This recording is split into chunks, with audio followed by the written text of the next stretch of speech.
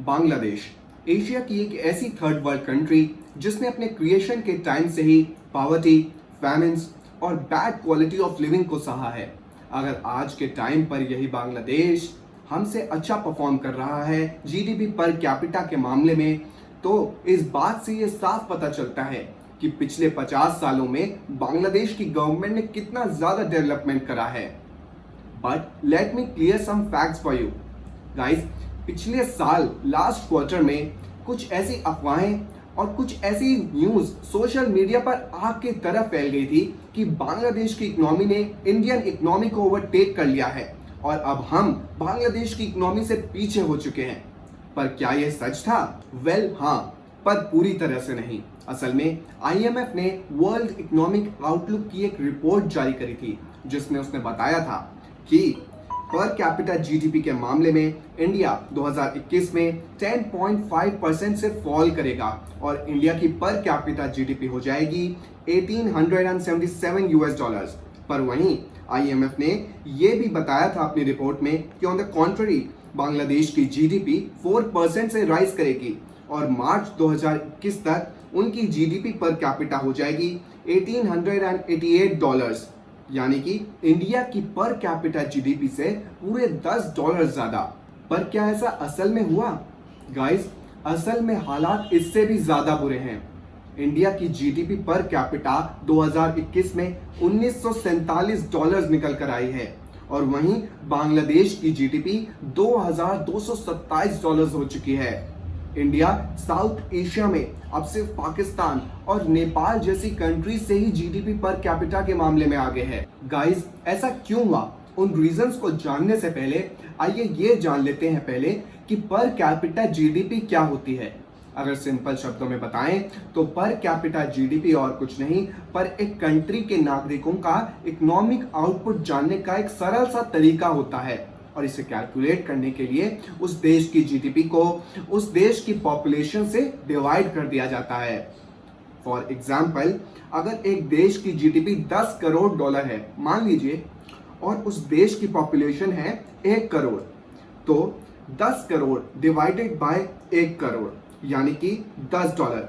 अब ये जो $10 निकल कर आया है ये उस देश की पर कैपिटा जीडीपी होगी। जी हाँ दोस्तों, दुनिया भर के इकोनॉमिस्ट जीडीपी पर कैपिटा को किसी भी कंट्री का इकोनॉमिक ग्रोथ और इकोनॉमिक आउटपुट मेजर करने के लिए एक बहुत इंपॉर्टेंट फैक्टर मानते हैं।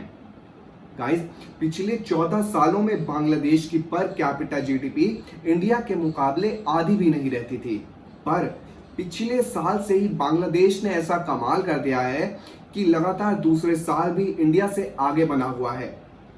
गाइस, एक रीजन तो ये भी है कि बांग्लादेश की पॉपुलेशन काफी कम है और कम पॉपुलेशन होने की वजह से जब उनकी पर कैपिटा जीडीपी को कैलकुलेट करा जाता है तो वो ऑटोमेटिकली ज्यादा ही निकल कर आती है और ऐसा हर छोटी पॉपुलेशन वाले देश के साथ होता ही है।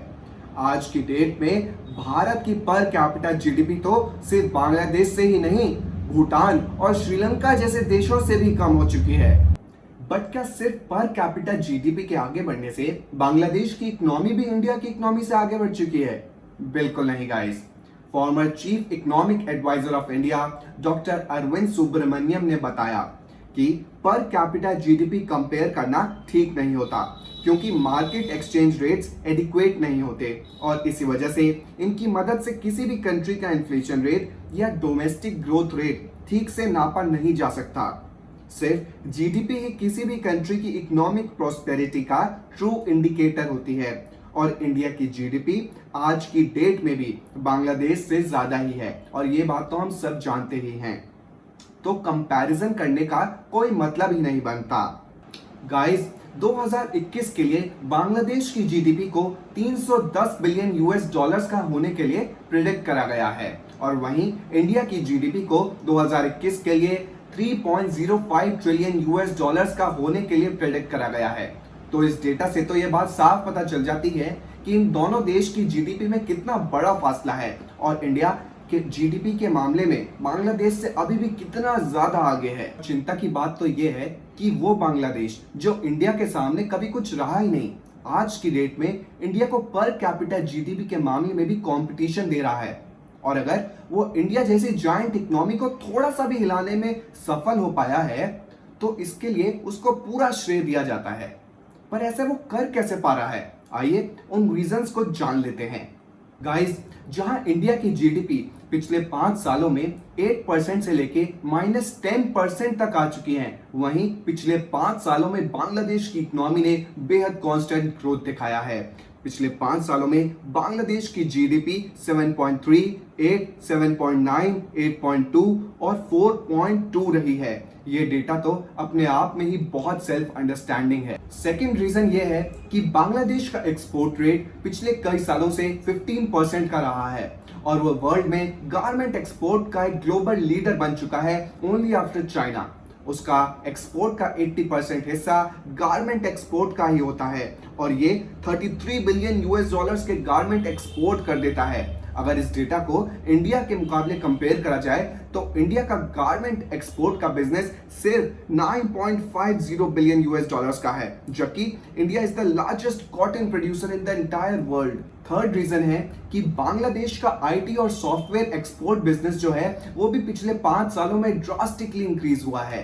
जो बिजनेस इनका 800 मिलियन यूएस डॉलर्स का हुआ करता था वो अब 5 बिलियन यूएस डॉलर्स का हो चुका है, वो भी सिर्फ 5 सालों में।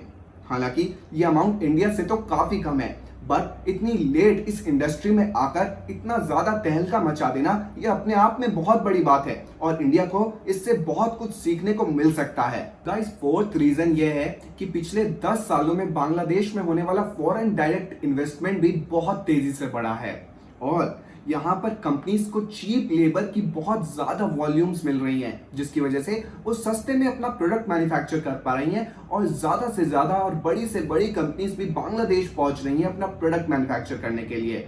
ऐसे में यहाँ का जो एफडीआई जो 2009 में 1 बिलियन यूएस डॉलर्स भी नहीं था, वो अब 4 बिलियन यूएस डॉलर्स पर पहुंच चुका है। हालांकि कोविड लॉकडाउन के कारण इंडिया की इकोनॉमी को एक इनकंपेरेबल लॉस तो हुआ ही है और ये वर्ल्ड वाइड सभी देशों के साथ हुआ है, बट कई एक्सपर्ट्स इंडिया में आए इस इकोनॉमिक स्लोडाउन को होम ग्रोन रीजंस की वजह से मानते हैं, जैसे कि डिमोनेटाइजेशन, जीएसटी और ई कॉमर्स रूल्स की tightening. Confederation of all India traders ने एक रिपोर्ट में बताया कि उन्हें पिछले साल 15 लाख करोड़ का नुकसान हुआ है। वहीं दूसरी साइड देखा जाए तो बांग्लादेश की गवर्नमेंट ने अपने एग्रीकल्चर, इंडस्ट्रियल और एमएसएमई सेक्टर में बहुत ज्यादा रिलीफ स्टिमुलस पैकेज देकर उन्हें बहुत राहत दी और ये इंडिया में दिए गए स्टिमुलस पैकेज के प्रोपोर्शन में ज्यादा ही था।